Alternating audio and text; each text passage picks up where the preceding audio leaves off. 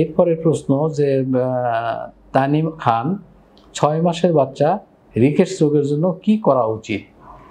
৬ মাসের বাচ্চা সাধারণত কিন্তু রিকেটস রোগগুলো কম হয়, তবে হতে পারে না তা না, জন্মের থেকেও কারো কারো হচ্ছে ভিটামিন ডি ডেফিসিয়েন্সি থাকে, সেই ক্ষেত্রে কিছু কিছু করণীয় করতে হয়। যেমন হচ্ছে প্রিটার্ম লো বার্থ ওয়েট যদি হয়, যেসব বাচ্চার ওজন কম নিয়ে জন্মগ্রহণ করে তাদের কিন্তু জন্মের পরপর থেকেই আমরা হচ্ছে ভিটামিন ডি সাপ্লিমেন্টেশন দিই, ভিটামিন ডি খেতে দিই, এবং একটা টার্ম বাচ্চার জন্য সাধারণত এটা প্রয়োজন পড়ে না।